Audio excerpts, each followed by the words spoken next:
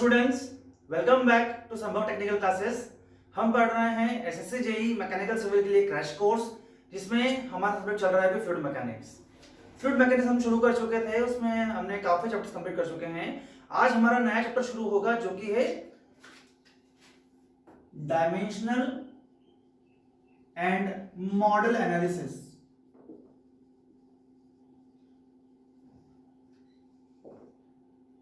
ये हमारा next chapter है, काफी इजी चैप्टर है पर इंपॉर्टेंट है एग्जाम के लिए। हम इसके पहले हमने खत्म किया था हमारा चैप्टर फ्लो थ्रू पाइप्स, उसके पहले टर्बुलेंट फ्लो, लैमिनार फ्लो, काफी कुछ चलता आ रहा है साथ में हमारे। इस चैप्टर में डायमेंशनल एंड मॉडल एनालिसिस में दो पार्ट हैं, एक है डायमेंशन एनालिसिस, एक है मॉडल एनालिसिस। तो डायमेंशन एनालिसिस में हम बात करेंगे डायमेंशंस की, मॉडल में हम बात करेंगे मॉडल की और प्रोटोटाइप की। ठीक है, तो शुरू करने से पहले मैं आपसे रिक्वेस्ट करना चाहूंगा कि अगर आपने चैनल अभी सब्सक्राइब नहीं किया है तो प्लीज कर दीजिए और शेयर कर दीजिए ताकि इसका बेनिफिट सभी को मिल सके। तो आइए आगे बढ़ते हैं। डायमेंशन एनालिसिस, नाम में समझ में आ रहा है कि हम करने वाले हैं analysis with the help of dimensions. तो मैंने अभी तक आपको बहुत सारी टर्म्स पढ़ाई हैं, पर किसी भी टर्म में मैंने आपको डायमेंशन नहीं बताई है, और डायमेंशन एग्जाम में आती है। इनफैक्ट कुछ टर्म्स जो है सोम वगैरह में आई है, कुछ और टर्म्स दूसरी यूनिट्स किसी और सब्जेक्ट में आई है, उनकी भी डायमेंशन पूछ लिया जाता है। तो हम डायमेंशन सीखेंगे जो सभी में काम आने वाली है। देखिए बहुत इंपॉर्टेंट है कि यहाँ एफए में नहीं आता तो फिजिक्स में आ जाता है, हमारे जनरल फिजिक्स में। तो बहुत इंपॉर्टेंट है, आप पढ़िए ध्यान से। डायमेंशन जो है दो टाइप की होती है, एक होती है हमारी फंडामेंटल डायमेंशन, एक होती है हमारी वेरिएबल डायमेंशन या डिराइव्ड, एक्चुअली वेरिएबल नहीं डिराइव्ड।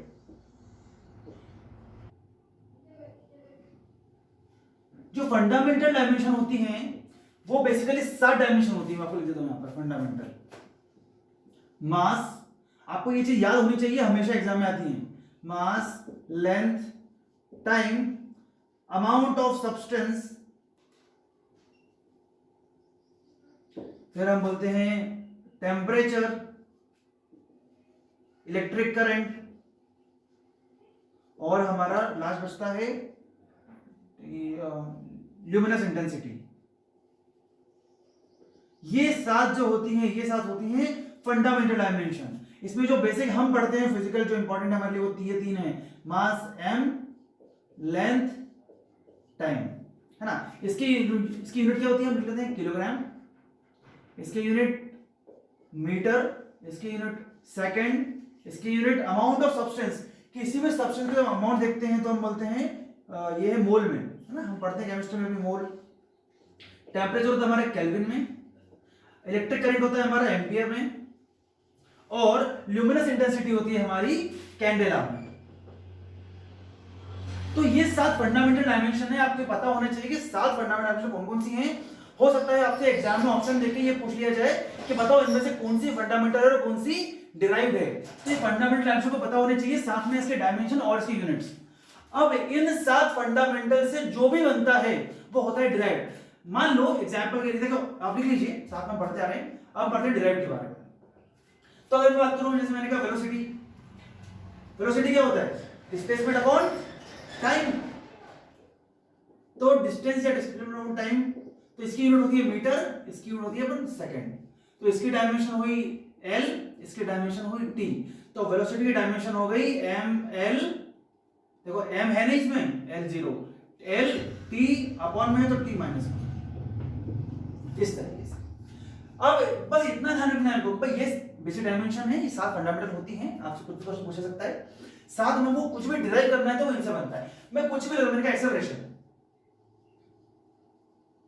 सर एक्सेलरेशन की यूनिट क्या होती है आपको पता होना चाहिए, मीटर पर। अगर आपको यूनिट नहीं पता है तो दिक्कत हो जाएगी। अब यूनिट कैसे निकालोगे, यूनिट क्या आपको चाहिए, फॉर्मूला। तो आपको यदि फॉर्मूला पता हो, फॉर्मूला से यूनिट निकाल लो, या यूनिट डेट पता हो तो और अच्छी बात है। तो हमें यूनिट पता है मीटर पर सेकंड स्क्वायर, इसकी डायमेंशन होती है l, ठीक है, इसके अपॉन में टाइम स्क्वायर, तो t -2 हो जाएगा, सिंपल।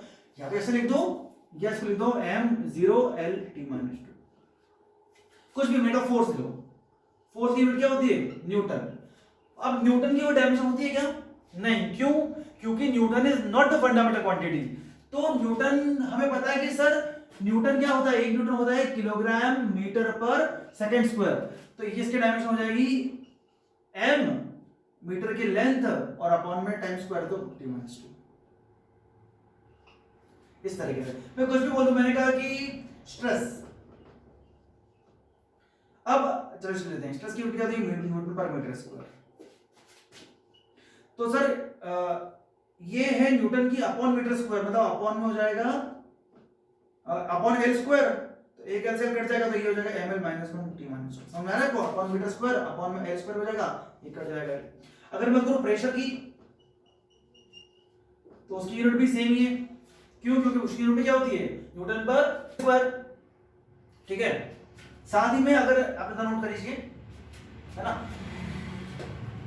मैं आपको कोई सी भी डायमेंशन बताऊं, आपको कुछ भी, आप अगर आपको किसी भी क्वांटिटी की डायमेंशन निकालनी तो आप इसे निकाल सकते हैं। मैंने कहा विस्कोसिटी है, विस्कोसिटी यूनिट क्या होती है सर? विस्कोसिटी बोला है मतलब डायनामिक विस्कोसिटी बात कर रहा हूं, इसकी यूनिट होती है पास्कल सेकंड। इसका मतलब होता है न्यूटन सेकंड पर मीटर स्क्वायर।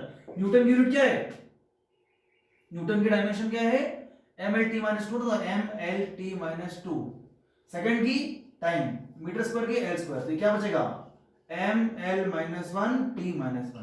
ये होगी विस्कोसिटी। अगर मैं बात करूं आपसे लेट्स से काइनेमेटिक विस्कोसिटी, कुछ भी निकाल सकते हैं आप, किसी की भी डायमेंशन निकाल सकते हैं अगर आपको यूनिट पता है तो। काइनेमेटिक विस्कोसिटी यूनिट क्या होती है, इसकी होती है सर मीटर स्क्वायर पर सेकंड, है ना। हाँ, तो इसकी unit L2 t-1।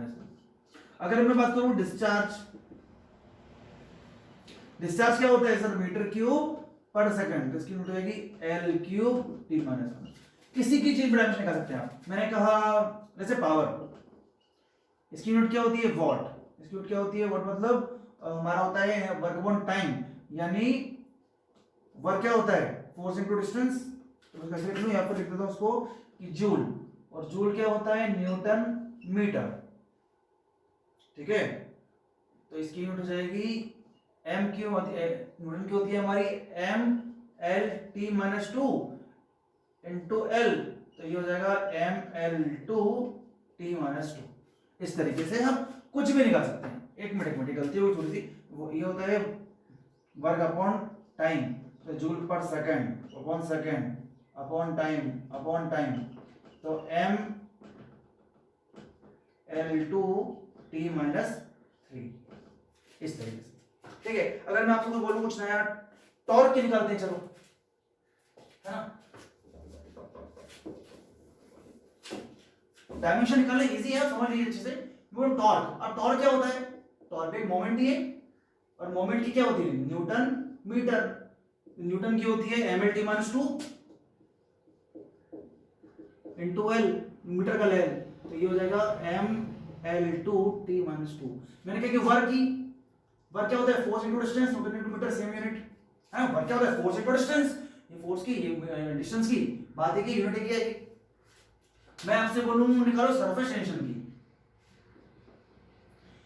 Surface tension क्या होता है सर, सरफेस टेंशन होता है force per unit length, force upon, इसकी यूनिट है न्यूटन, इसकी यूनिट है मीटर, न्यूटन की यूनिट होती है ml-t-2, इसकी यूनिट होती है एल, कट जाएगा तो ये हो जाएगा mt-2, है ना। सरफेस टेंशन की हो जाएगी mt-2। हाँ, इस तरीके से आप कुछ भी, मैंने आपको बोला कि आप निकालो यंग्स मॉड्यूलस की, या आप निकालो बल्क मॉड्यूलस की, या आप निकालो शियर मॉड्यूलस की, तो ये सब क्या है E, K, G, तीनों की यूनिट क्या होती है न्यूटन पर मीटर स्क्वायर, मतलब ये इन तीनों की यूनिट, स्ट्रेस की यूनिट, प्रेशर की यूनिट, सबकी यूनिट सेम है, तो सबकी डायमेंशन क्या होगी ml-1 t-2। आपसे एग्जाम में इस तरह भी पूछा जा सकता है कि बताओ इन चारों में से किसकी डायमेंशन सेम नहीं है, मतलब मैंने चार ऑप्शन दिए हैं E, K, G और फोर्स, इनमें से किसके डायमेंशन अलग है, तो आप डायमेंशन के पीछे मत जाओ, आप देखो यूनिट, जिसकी यूनिट सेम है उसका डायमेंशन सेम है, जिसकी यूनिट अलग है उसका डायमेंशन अलग है। यूनिट से है डायमेंशन बनती है, अगर यूनिट सेम है डायमेंशन सेम है, यूनिट 1 2 3 सेम है डायमेंशन सेम है। ठीक है, इस तरह से आप करेंगे अच्छे से। तो आपको ध्यान रखनी है कि फंडामेंटल डायमेंशन 7 होती हैं, उसमें हम 3 पढ़ते हैं जो हमारे यूज में आती है मास एंड टाइम। उसके बाद हमारे डिराइव जो होती हैं वो होती हैं जो निकाली जाती हैं हमारी फंडामेंटल के हेल्प से। तो आप हर यूनिट को आप कन्वर्ट कर सकते हैं फंडामेंटल में और वहां से निकाल सकते हैं उसके डायमेंशंस। ठीक है, नोट करना लीजिए।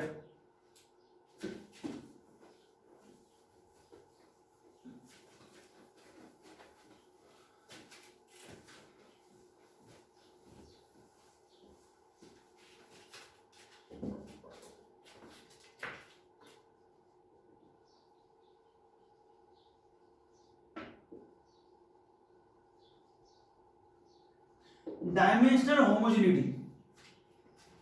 डायमेंशनल होमोजेनिटी का मतलब होता है कि अगर कोई इक्वेशन के लेफ्ट साइड और राइट साइड जो टर्म्स हैं उनका हमारा अगर डायमेंशन जो है वो सेम है तो हमारा डायमेंशन होमोजेनियस है।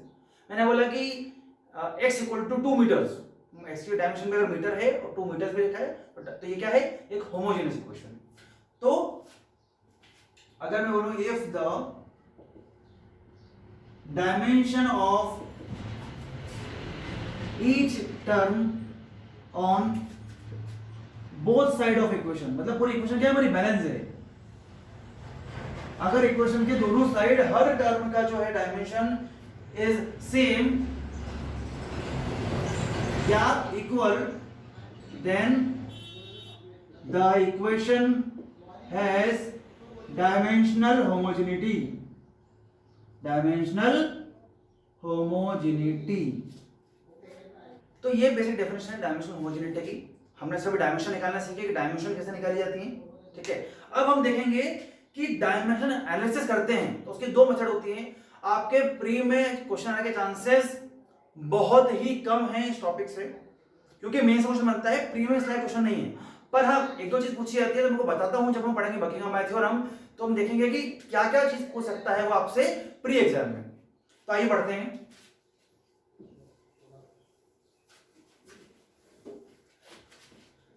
हम पढ़ रहे हैं डायमेंशनल एनालिसिस, ठीक है। अभी मॉडल पे पहुंचे नहीं है, अभी हम पढ़ रहे हैं सिर्फ डायमेंशनल एनालिसिस। तो डायमेंशन एनालिसिस करने की, डायमेंशन की हेल्प से एनालिसिस करने की दो मेथड है ना। हम इसको बोलते हैं मेथड्स। पहला होता है रिले मेथड।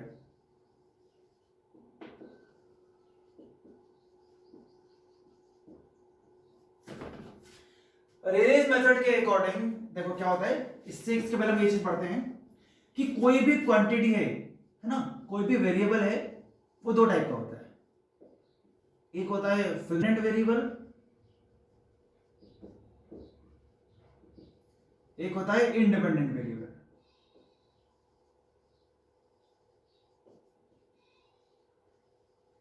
ठीक है, तो डिपेंडेंट वेरिएबल मतलब जो किसी दूसरे क्वांटिटी पर डिपेंड करे, और इंडिपेंडेंट मतलब जो डिपेंड ना करे। ठीक है, जैसे मैंने कहा, कोई भी एग्जांपल ले लो कि अगर मैं कह रहा हूं कि ये मैं कितना डिस्टेंस चल रहा हूं या मेरी क्या वेलोसिटी है, तो वो डिपेंड करता है कि कितना टाइम लिया मैंने और कितना डिस्टेंस तक चला। तो डिस्टेंस एक इंडिपेंडेंट है, टाइम इंडिपेंडेंट है, पर वेलोसिटी इन दोनों पर डिपेंड करती है कि कितने टाइम में कितना डिस्टेंस कवर किया, तो वो क्या है, डिपेंडेंट वेरिएबल है। ठीक है, कोई भी क्वांटिटी जो किसी दूसरे उस पर डिपेंड करे अपनी वैल्यू के लिए, तो वो होता है डिपेंडेंट वेरिएबल, जो ना करे वो होता है इंडिपेंडेंट वेरिएबल। ठीक है, जैसे हम जब क्वेश्चन दिया रहेगा आपको मेंस में, तो आपको इस तरह से दिया रहेगा कि मान लो कि क्वांटिटी ये है और ये इस स्टार पे डिपेंड कर रही है। हमने क्या फॉर्मूला पढ़ा था, P = ρ/g/Q/h, याद है आपको। तो पावर जो है वो डिपेंड करती है इन वैल्यूज पर, समझिए इस तरह से। तो ये क्या है, ये आपस में अपने में इंडिपेंडेंट है, पर इन पे कौन डिपेंड कर रहा है, पावर। तो पावर इज डिपेंडेंट वेरिएबल। ठीक है, तो रेलेस मेथड का ये कहना है कि हम किसी भी डिपेंडेंट वेरिएबल को लिख सकते हैं फंक्शन ऑफ इंडिपेंडेंट वेरिएबल। हाँ सही बात है, ये तो करते हैं हम। ये सब क्या है, इंडिपेंडेंट वेरिएबल, मतलब कि कोई डिपेंडेंट वेरिएबल है, वो फंक्शन हुआ इन वेरिएबल से। तो यही बोलता है हमारा रेलेस मेथड। इसकी एक लंबी चौड़ी मेथड है अच्छी खासी, जो हमें नहीं करनी है।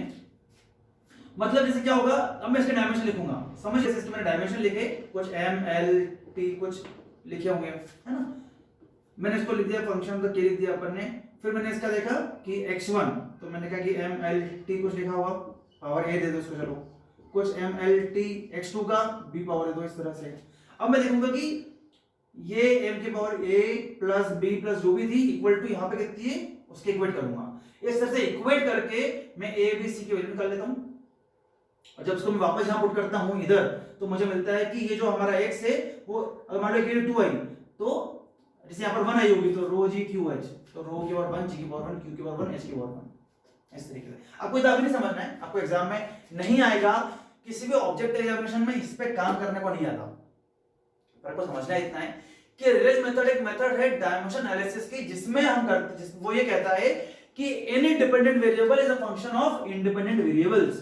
ठीक है, तो इंडिपेंडेंट वेरिएबल्स और डिपेंडेंट वेरिएबल दोनों क्या लिखते हैं, यूनिट को एक फंक्शन बना के लिखते हैं और फिर दोनों के डायमेंशन को कंपेयर करके आप इनकी वैल्यू निकाल लेते हैं। ठीक है, हम समझेंगे जब हम पढ़ेंगे डिस्क्रिप्टिव मीन्स पढ़ेंगे तो हम समझेंगे इसको। अब कोई काम का नहीं है इसलिए मैं इसको स्किप कर रहा हूं। ठीक है, आपको डायमेंशन एनालिसिस इतना ही पढ़ना है कि डायमेंशन पूछी जाती है, डायमेंशन क्या होती है, जो मैंने करा है आपको पहले। रिलेज मेथड ये कहना है कि any dependent variable is a function of independent variable. ठीक, कोई भी डिपेंडेंट वेरिएबल जो है उसको हम अलग अलग इंडिपेंडेंट वेरिएबल को कुछ फंक्शन बना के लिख सकते हैं। अब ये जो भी डायमेंशन आएगी इक्वेट करके हम कर लेंगे इसको, है ना। एक होती है मेथड, ठीक, ये एग्जाम में कभी नहीं आती। हाँ, क्वेश्चन आया भी है ना तो बकिंगम बाय पे आया है, जो हम पढ़ते हैं आगे। नेक्स्ट मूव करना हम कर लीजिए। अब जो इसके सेकंड मेथड है, एग्जाम में वो भी वैसे जनरल नहीं आती, पर हाँ इस पर क्वेश्चन आया है कुछ कई बार। मतलब वो क्या है बताता हूं मैं आपको, इसको बोलते हैं बकिंगम पाई थ्योरम।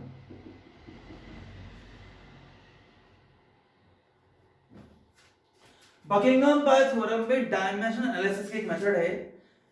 ये क्या बोलता है देखिए, अब इसमें क्या होता है, मैं पूरी मेथड तो नहीं समझाऊंगा आपको अभी, क्योंकि अभी हमें जरूरत नहीं है इसकी करने की, पर आप इतना समझो कि इसमें क्या होता है, हम बहुत सारे वेरिएबल्स हैं, कुछ डिपेंडेंट होंगे कुछ इंडिपेंडेंट होंगे, तो हम वेरिएबल्स के ग्रुप बना के रखते हैं, अलग अलग ग्रुप बनाते हैं, इसको बोलते हैं पाई टर्म्स। क्या बोलते हैं, पाई टर्म्स। तो इसके ऊपर क्वेश्चन आया हुआ है, आप समझिए। बकिंगम ये कहता है कि अगर total n number of variables हैं, total if there are n number of variables, है ना, मतलब कैसे, टोटल डिपेंडेंट एंड इंडिपेंडेंट सब मिला के टोटल, अगर n नंबर ऑफ वेरिएबल्स हैं और इन टोटल वेरिएबल में मैं सबको देख के भी हमें अगर टोटल देते हैं m नंबर ऑफ, उसमें फंडामेंटल डायमेंशन है। फंडामेंटल क्या क्या होती है, एमएलटी, हम जो पढ़ रहे हैं। मतलब हो सकता है कि किसी में सिर्फ एम ही हो, किसी में एमएल हो, किसी में टीएल टीएमएम हो, तो जितने हैं, अगर 3 है तो 3, 2 है तो 2, 1 होते हुए, तो अगर total n number of variable है मिला के, उसमें total m number of fundamental dimension है, then there will be n minus m number of pi terms.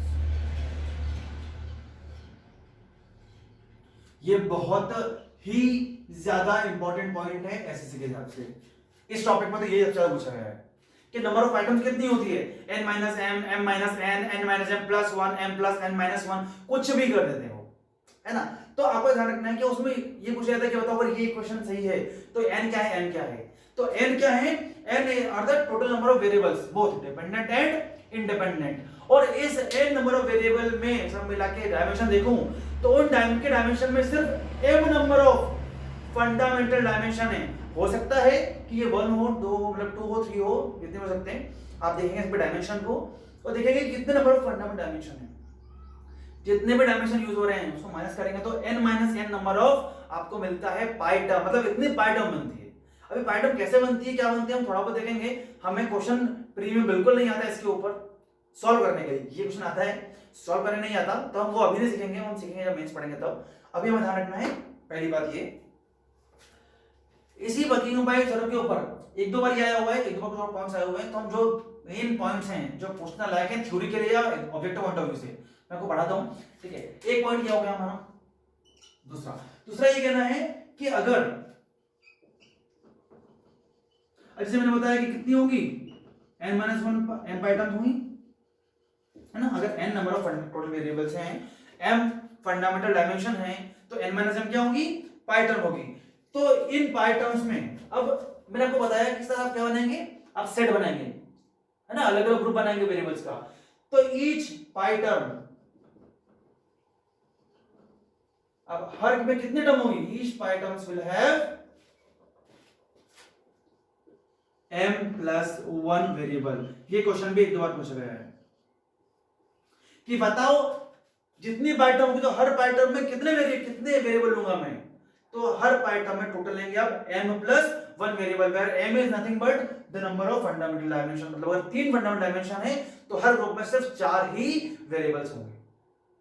समझ रहे हैं आप कि टोटल नंबर ऑफ वेरिएबल मैंने कहा 5 है, ठीक है, और फंडामेंटल डायमेंशन कितनी हो रही है, मैंने कहा तीनों यूज हो रही है, m l और t, तो कितने पाई टर्म बनेगी, 2 टर्म बनेगी, ठीक है। हर टर्म में कितने वेरिएबल, सर 3 फंडामेंटल डायमेंशन थी तो 1 4, मतलब हर टर्म में 4 होंगे हमारे वेरिएबल्स।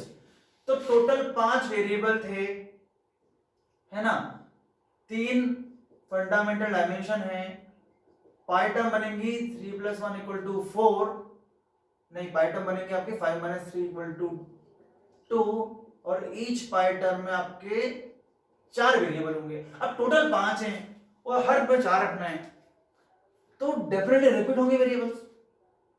भाई टोटल 5 वेरिएबल हैं और सब में 4, 2 टर्म बनेंगे 8 हो जाएंगी, टोटल टर्म तो 5 ही हैं, बट 3 रिपीट होंगे।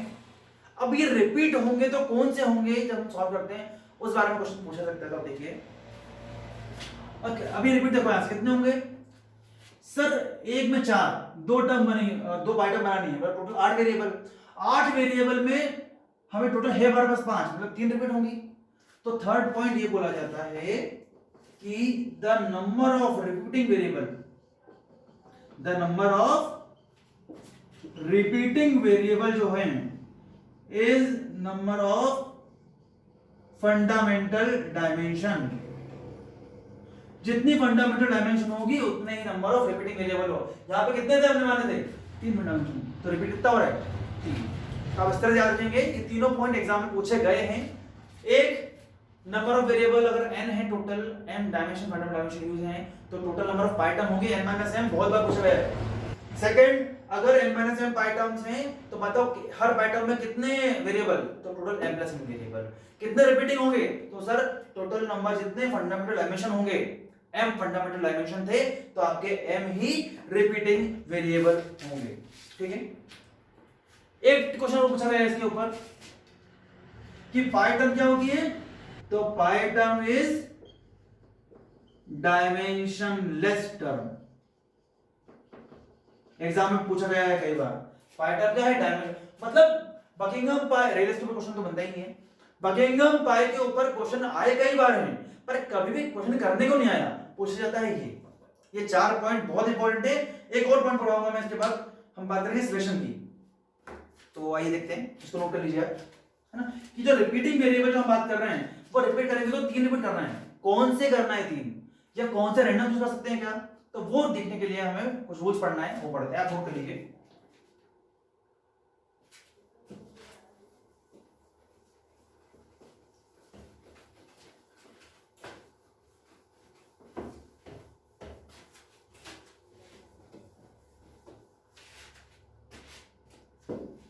सिलेक्शन ऑफ रिपीटिंग वेरिएबल्स, तो ये रूल्स आपको याद करना है एग्जाम के लिए, ठीक है।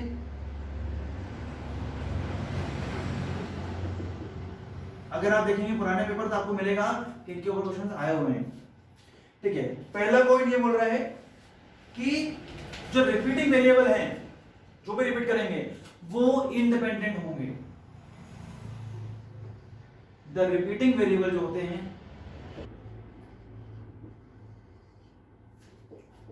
should be independent variable। First point important है कि जो रिपीट होंगे वो कैसे होंगे, वो इंडिपेंडेंट वेरिएबल होंगे, ठीक है। अब हम देखते हैं कि प्रॉपर्टीज, या प्रॉपर्टीज नहीं, प्रायोरिटीज बोलते हैं उसको, प्रायोरिटीज ऑफ रिपीटिंग वेरिएबल। क्या हम रिपीट करेंगे, इंडिपेंडेंट करेंगे, वो भी ठीक है। आप इंडिपेंडेंट से कौन से करेंगे, पहले मान लो एक ही रिपीट करना हुआ तो कौन सा करोगे आप। पहला ये बोलता है कि जो ज्योमेट्रिक क्वांटिटी है वो रिपीट करेंगे। अगर सबसे पहले अगर उसमें ज्योमेट्रिक क्वांटिटी मिलती है, जैसे लेंथ हुआ, हाइट हुआ, रेडियस हुआ, तो हम पहले वो रिपीट करेंगे, ज्योमेट्रिक क्वांटिटी। मैं क्या बोल रहा हूँ, एग्जांपल लेंथ, है ना, रेडियस, डेप्थ, कुछ भी नाम दिया हुआ आपको, डाया हुआ, एरिया हुआ, वॉल्यूम हुआ, कुछ भी जो ज्योमेट्रिक चीजें हो। नंबर 2 पे हम देखेंगे कि फ्लो प्रॉपर्टी, मतलब अगर आपको क्वांटिटी ये नहीं है, कौन सी, ज्योमेट्रिक क्वांटिटी, या है भी तो आपने वो रिपीट कर लिया है, तो सेकंड नंबर को क्या करेंगे, आप रिपीट करेंगे फ्लो प्रॉपर्टी को। फ्लो प्रॉपर्टी में क्या क्या, जैसे बात करूं वेलोसिटी की, एक्सेलरेशन की, ये सब क्या है, ये फ्लो की प्रॉपर्टीज है, फ्लो की क्वांटिटीज हैं, कितना डिस्चार्ज हो रहा है, किस वेलोसिटी से हो रहा है, एक्सेट्रा एक्सेट्रा। अगर ये भी कर लिया या ये नहीं है तो हम जाएंगे फ्लूइड प्रॉपर्टी। याद है आपको पढ़ाया था स्टार्टिंग में फर्स्ट सेकंड लेक्चर में फ्लूइड प्रॉपर्टीज, तो क्या क्या होती हैं, डेंसिटी कितना है, वेट डेंसिटी कितना है, बल्क मॉडुलस कितना है, सरफेस टेंशन कितना है, एक्सेट्रा। तो इस तरह से ये हमारे प्रायोरिटीज होंगी वेरिएबल रिपीट करने की, ठीक है। एक चीज और है ना कि रिपीटिंग वेरिएबल ऐसा होना चाहिए, फिर द रिपीटिंग वेरिएबल, जो रिपीटिंग वेरिएबल का जो ग्रुप बना रहे हैं हम, है ना, the repeating variable must not form a dimensionless group. अब हो सकता है आपको एक डाउट है कि सर अभी तो आपने बोला कि पाई टर्म जो होती है वो डायमेंशनलेस होती है, पाई टर्म के लिए हम ये यूज कर रहे हैं, और आप ये बोल रहे हैं कि ये ग्रुप नहीं बनना चाहिए डायमेंशनलेस, मतलब डायमेंशनलेस नहीं होना चाहिए, तो ये क्या बात हुई। देखो ये जो मैं बात कर रहा हूं ना, ये बात कर रहा हूं मैं सिर्फ और सिर्फ रिपीटिंग वेरिएबल्स की। इस ग्रुप में, इस टोटल सेट में जितने नंबर ऑफ वेरिएबल हैं सारे रिपीटिंग नहीं है ना। जैसे मैंने कहा था वहां पे कि 4 का ग्रुप बनाना है, उसमें 3 रिपीटिंग थे, याद आ रहा है, तो 4 में 3 रिपीटिंग, तो ये इन 3 की बात कर रहा हूं कि इन 3 का अगर डायमेंशनलेस हो गया तो चौथे का डायमेंशन बच जाएगा ना। इसीलिए हम बोल रहे हैं कि टोटल नंबर ऑफ वेरिएबल हैं वो डायमेंशनलेस मिलकर ग्रुप बनना चाहिए। सिर्फ रिपीटिंग में अगर मिलकर डायमेंशनलेस बन गया तो डेफिनेटली यूनिट कुछ आ जाएगी, डायमेंशन कुछ आ जाएगी और हमारा क्वेश्चन गलत हो जाएगा। इसीलिए हम इनके हिसाब से लेंगे, पर ध्यान रखेंगे कि इन तीनों को मिला के, सिर्फ रिपीटिंग वैल्यू को मिला के डायमेंशनलेस नहीं होना चाहिए। जो चारों मिला के या जितनी भी टोटल टर्म है, पाई टर्म में टोटल वेरिएबल है, उन सबको मिला के डायमेंशनलेस हो जाना चाहिए, पर सिर्फ रिपीटिंग मिला के डायमेंशनलेस नहीं होना चाहिए। एक लास्ट पॉइंट कि जो रिपीटिंग वेरिएबल है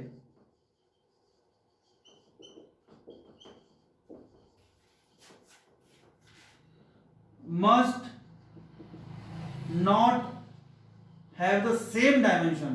किसी भी दो क्वांटिटी या दो वेरिएबल जो कि डायमेंशनलेस ग्रुप में है, पाई टर्म में है, रिपीटिंग वेरिएबल की बात कर रहा हूं मैं, तो उसमें सेम डायमेंशन नहीं होना चाहिए। The two irreducible variables must not have the same dimension, है ना। कैसे कहते हैं कि any two, किसी दो की भी ऐसा नहीं होना चाहिए कि जैसे अगर आपने कोई क्वांटिटी यहां लिया और कोई क्वांटिटी यहां लिया, इनमें लिया, और दोनों के यूनिट क्या है, सेम है, ऐसा गलती से भी नहीं होना चाहिए। या आपने इनके दो ले लिए साथ में और दोनों के यूनिट सेम हो गए, तो ऐसा भी नहीं होना चाहिए। रिपीटिंग वेरिएबल की कोई भी क्वांटिटी ऐसी नहीं होना चाहिए कि दो यूनिट, दोनों के यूनिट सेम हो, ठीक है, ऐसा नहीं होना चाहिए। तो ये कुछ रूल्स हैं बकिंघम पाई थ्योरम के जो काफी इंपॉर्टेंट है objective exam point of view से। मेंस में आपसे रूल नहीं पूछता, मेंस में आपको क्वेश्चन देगा डायरेक्ट कि बताओ, एक क्वेश्चन है कि ये वेरिएबल है डिपेंडेंट, ये टोटल इतने वेरिएबल्स है, फॉर्मूला निकालो या एनालिसिस करो, वो मेंस में आता है। प्री में आता है डायमेंशन क्या, रेलेस मेथड क्या बोलता है, बकिंघम पाई क्या बोलता है, क्या रूल्स हैं, कितने वेरिएबल, कितने क्या, कौन सा n, कौन सा m, कौन सा n माइनस m, कौन सा m+1, है ना, कौन सा number of fundamental dimension must be equal to repeating variable. फिर रिपीटिंग वेरिएबल कैसा होना चाहिए, डायमेंशन नहीं बनना चाहिए कि बनना चाहिए, डायमेंशन सेम होना चाहिए, नहीं होना चाहिए, डिपेंडेंट होना चाहिए, इंडिपेंडेंट होना चाहिए, फिर इसकी प्रायोरिटीज क्या होंगी, ज्योमेट्रिक, फिर फ्लो, फिर फ्लूइड, तो ये बहुत सारी बातें। तो आपको पता होना चाहिए अच्छे से कि ये जो क्वांटिटीज मैं पढ़ा रहा हूं आपको, ये क्वांटिटीज, ये मतलब आपको एक रूल बता रहा है कि बकिंघम पाई थ्योरम कैसे अप्लाई करना है। अगर ये नहीं पता तो आप मेंस का क्वेश्चन नहीं कर सकते, ठीक है। पर आपको अभी क्वेश्चन अभी नहीं करना है, आपको सिर्फ ये रूल्स पता होना चाहिए कि बकिंघम पाई थ्योरम के हिसाब से क्या या कैसे करते हैं। हम ऐसा क्वेश्चन कर सकते हैं, पर हम अभी करेंगे नहीं क्योंकि हमारे कुछ काम का नहीं है अभी। मैं आपको सजेस्ट भी यही करूंगा कि अगर आप प्रैक्टिस भी कर रहे हैं तो अभी आप क्वेश्चन ना करें, इसके ऑब्जेक्टिव लगाना, क्योंकि हम पढ़ रहे हैं अभी प्री के लिए, या कोई सी अगर ऑब्जेक्टिव एग्जाम के लिए पढ़ रहे हैं तो अभी इसकी जरूरत आपको नहीं है, ठीक है। अभी हम पढ़ते हैं हमारा नेक्स्ट, हमारा डायमेंशन एनालिसिस खत्म होता है।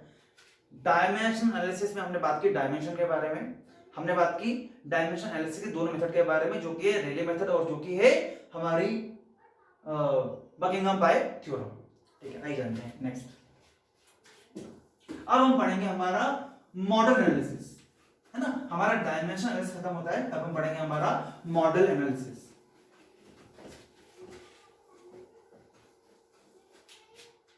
मॉडल एनालिसिस में पहले हम देखते हैं मॉडल क्या होता है। आप सब जानते होंगे मॉडल मतलब कि हम किसी भी एक्चुअल मशीन का एक डुप्लीकेट, एक रेप्लिका, है ना, उसके जैसा ही सिमिलर डिवाइस बनाते हैं जो या जिस पर हम टेस्ट करते हैं, है ना, ताकि हम समझ पाए कि यार वहां पर एक्चुअल मशीन में ऐसा किस तरह से परफॉर्म करेगा ये कोई भी चीज, कोई ऑपरेशन। तो पहली बात कि मॉडल क्या होता है, तो मॉडल एक, अब एग्जाम में आता है, क्वेश्चन आ चुका है कि मॉडल हमेशा जो एक्चुअल डिवाइस है छोटा होता है, बड़ा होता है या बराबर का होता है। हम में से मैक्सिमम लोग कहेंगे कि ये छोटा होता है। ध्यान रखिए ऐसा नहीं है कि छोटा ही होता है। Model can be smaller, can be bigger और can be of the same size. क्या होता है जब हमारे डिवाइस बहुत बड़े बड़े होते हैं तो हम मॉडल छोटे बनाते हैं, पर हमेशा ऐसा नहीं होता। अगर हमारा कोई डिवाइस छोटा है, उसको एनालिसिस करने के लिए कि उसमें फ्लो किधर अटक रहा है, क्या हो रहा है, क्या वेलोसिटी, क्या प्रेशर, क्या एक्सेलरेशन, क्या प्रॉपर्टीज, क्या ऑपरेशन किस तरह से चेंज, क्या एनालिसिस, क्या मैकेनिज्म, वो जानने के लिए हम बड़ा बनाते हैं। तो ऐसा जरूरी नहीं है कि मॉडल हमेशा छोटा होता है। तो मॉडल एक रेप्लिका होता है, छोटा बड़ा कैसे हो सकता है, depending on our requirement of the actual machine. क्यों करते हैं, ताकि हम उस मॉडल पे टेस्ट करके जान पाए कि ये अगर हम इसमें कर रहे हैं तो ये परफॉर्म कर रहा है, मतलब इसी के ऑपरेशन अगर हम उस पर करेंगे तो वो इस तरह से परफॉर्म करेगा। मतलब हम ऐसा नहीं कर सकते ना कि हम बार बार मशीन बनाएं, फिर देखें, टेस्ट करना चाहिए, फेल हो गया, अच्छा ये कुछ दिक्कत दे रहा है, अच्छा ये सही नहीं है, तो हम फिर इसको छोड़ देते हैं या इसको हम मतलब अलग कर देते हैं, फिर नया बनाएंगे। तो ऐसा नहीं कर सकते ना। हम क्या करते हैं, हम एक छोटा डिवाइस बनाते हैं, उस पर टेस्ट करते हैं, जब ये सब सही होता है फिर हम बनाते हैं हमारा एक्चुअल डिवाइस। अब ये एक्चुअल डिवाइस में देर से बोल रहा हूं, the actual device, the actual machine is called as prototype. ध्यान रखिए, कंफ्यूज नहीं होना है। मॉडल मतलब वही डुप्लीकेट, रेप्लिका, मॉडल, और जो एक्चुअल डिवाइस है वो होता है प्रोटोटाइप। मतलब मॉडल जो बनता है वो किसका बनता है, वो प्रोटोटाइप का मॉडल बनता है। ठीक है, तो मॉडल क्या बोला मैंने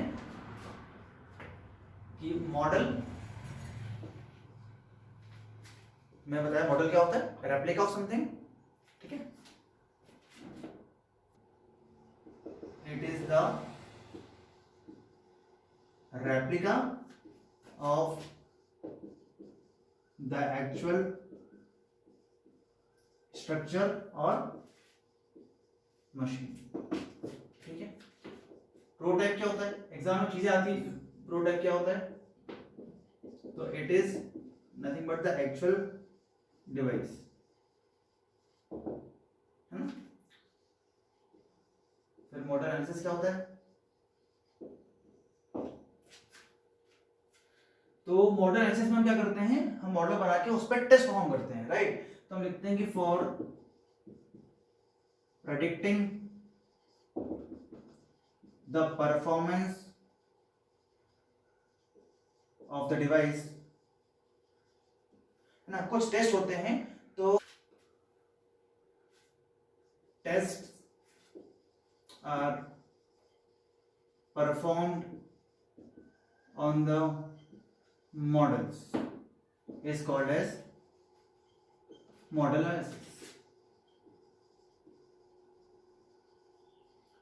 अब हम पढ़ रहे हैं एफएम, तो एफएम में ये जो डिवाइस होते हैं ये कैसे होते हैं, मेनली हाइड्रोलिक स्ट्रक्चर्स होते हैं।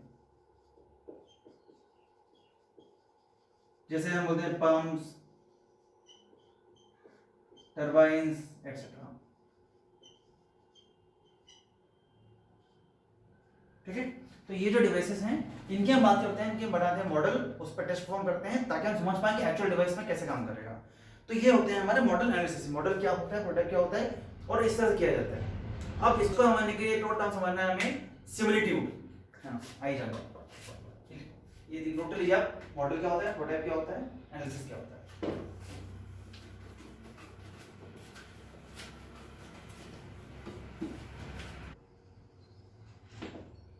सिमिलिट्यूड इज नथिंग बट हम बोलते हैं सिमिलैरिटीज।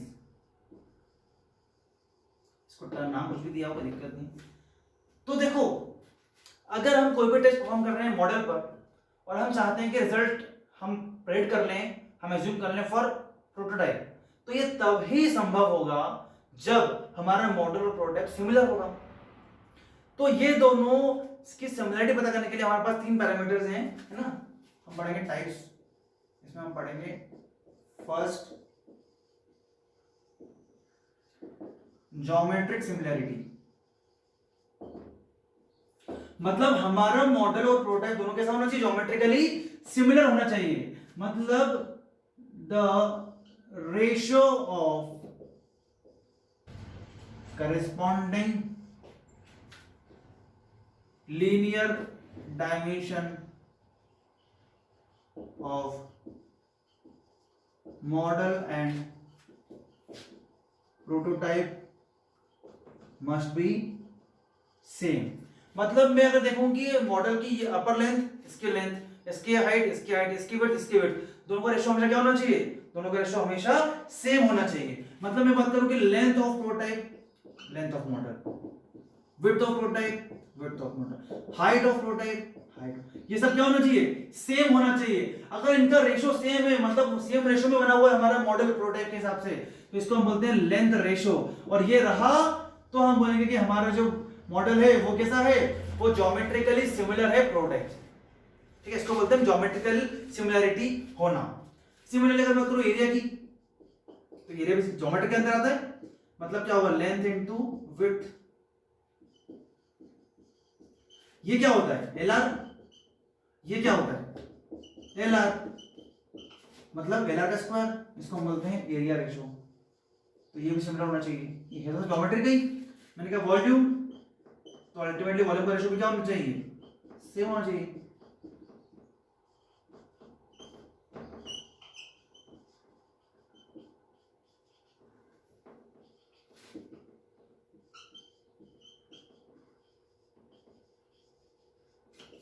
तो अगर ये है, ये रिलेशन सही है, तो हम बोलेंगे हमारा मॉडल प्रोटोटाइप क्या है, ज्योमेट्रिकली सिमिलर है। और तब ही हम कह पाएंगे कि हमारे जो टेस्ट परफॉर्म किए गए हैं, जो टेस्ट के रिजल्ट है मॉडल के लिए, वो हम अप्लाई कर सकते हैं हमारे प्रोटोटाइप के परफॉर्मेंस को ऑपरेट करने के लिए।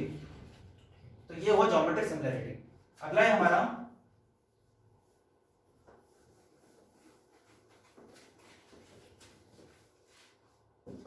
Kinematic similarity. आप जानते हैं काइनेमेटिक क्या होता है, हम बात करते हैं फ्लूइड प्रॉपर्टीज की, नॉट फोर्सेस। तो द रेशियो ऑफ करेस्पॉन्डिंग, या तो बात करते हैं प्रॉपर्टी, मतलब क्या, करेस्पॉन्डिंग प्रॉपर्टी लेते हैं वेलोसिटी एंड एक्सेलरेशन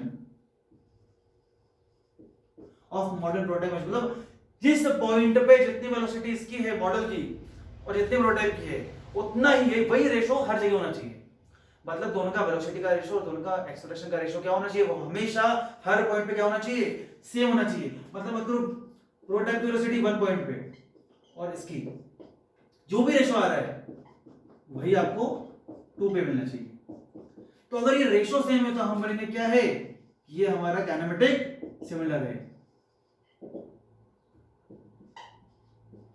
ठीक है, सिमिलरली एक्सेलरेशन जितना मॉडल का है और प्रोटोटाइप का रेशियो जितना 1 पे है, उतना ही 2 पे होता है, होना चाहिए। इसको बोलते हैं एक्सेलरेशन रेशियो। कोई दिक्कत?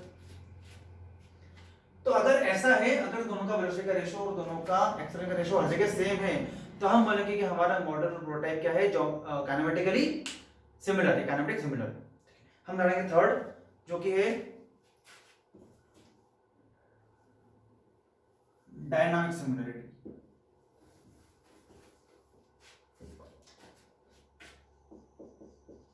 डायनामिक को पता है, डायनामिक क्या होता है, जहां पे हम बात करते हैं फोर्सेस की।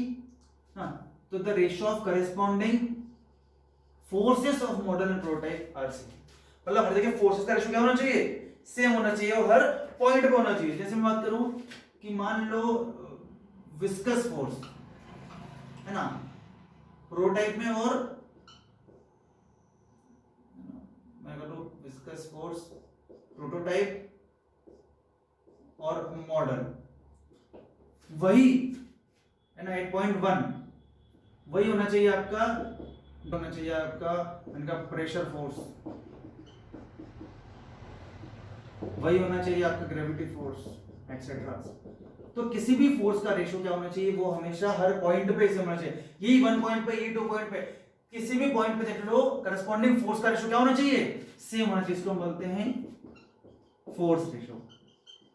अगर ये सेम है तो हम मानेंगे कि हमारा मॉडल प्रोडक्ट क्या है, वो है डायनामिक सिमिलर, डायनामिक सिमिलरिटी है उनमें। और एक चीज और इसमें रखनी है कि द डायरेक्शन ऑफ फोर्स, क्योंकि ये वेक्टर क्वांटिटी है ना, शुड आल्सो बी सेम। कि जो फोर्सेस लग रहे हैं इतने लग रहे हैं वो ठीक है, इनकी जो डायमेंशन है वो भी क्या होना चाहिए, वो सेम होना चाहिए। ठीक है, तो हमने देखा कि डायमेंशन एनालिसिस क्या, डायमेंशन क्या, एनालिसिस क्या, रिलेज मेथड क्या, बकिंघम पार्क्स थ्योरम क्या, उसके सारे रूल्स प्रॉपर्टीज किस तरह से काम होता है। फिर हमने देखा कि मॉडल एनालिसिस, मॉडल क्या होता है, प्रोटोटाइप क्या होता है ना, मॉडल एनालिसिस क्या होता है, फिर सिमिलिट्यूड क्या होता है। हमारा जो नेक्स्ट टॉपिक रहेगा वो रहेगा, हम देखो डायनामिक्स में बताया आपको 4-5 फोर्स लगते हैं, है ना, हमने पढ़े थे स्टार्टिंग में आपको viscous force, gravity force, pressure force, sufficient force, elastic force. इन फोर्सेस को हम मैथमेटिकली स्टडी करेंगे। हम पढ़ेंगे 6 फोर्सेस। उन 6 फोर्सेस के हेल्प से हम पढ़ेंगे 5 numbers, dimension, Reynolds number, weber number, Euler number, Mach number, Froude number, बहुत इंपॉर्टेंट है, वो हम करेंगे नेक्स्ट क्लास में। तो आज के लिए इतना ही। अगर आपको ये क्लियर होगा तो ये आप आगे पढ़ेंगे तो समझेंगे कि हाँ अच्छा ये क्या हो रहा है ना। तो ये फोर्स की बात कर रहा हूँ, ये क्या इनकी मतलब मैं लोग प्रेशर फोर्स मैथमेटिकली कितना, ग्रेविटी फोर्स मैथमेटिकली कितना, आपको फॉर्मूला पूछ लिया जाए तो वो हम पढ़ेंगे नेक्स्ट क्लास में। हमारा मैं ट्राई कर रहा हूँ कि इस वीक में हमारा जो है वो पूरा खत्म हो जाएगा फ्लूइड मैकेनिक्स। तो हम बिल्कुल एंड पर हैं। मैं आपसे रिक्वेस्ट करता हूँ कि अगर आप नहीं पढ़ रहे हैं साथ में या कुछ छूट गया है तो आप भी पिक कर लीजिए, है ना, साथ में चलिए, रिवाइज करते ही। ज्यादा बड़े टॉप लेक्चर देने रहा हूँ, मैं थोड़ा लेक्चर दे रहा हूँ, तो जितना स्टफ पढ़ा रहा हूँ उतना पढ़ो, रिवाइज करो, नोट्स बनाओ, खुद ही पढ़ो, एक बार क्वेश्चन लगाओ और आगे बढ़ो। साथ में चलते रहो धीरे धीरे धीरे धीरे, and you be good to go. जब एग्जाम आता है आपका तो आप काफी प्रिपेयर्ड होंगे। तो आज के लिए इतना ही, ठीक है। और फिर भाई आप अगर आपको थोड़ा भी हेल्प हो रहा हो, थोड़ा अच्छा लग रहा हो साथ में, अगर आपको लगता है कि हाँ ये यूजफुल है, बाकी के लिए यूजफुल हो सकता है, तो please share it and subscribe it, like it, और अपने रिव्यूज बताइए। कुछ अगर आपको डाउट्स है तो वो भी पूछिए, कमेंट कीजिए। Okay, thank you so much.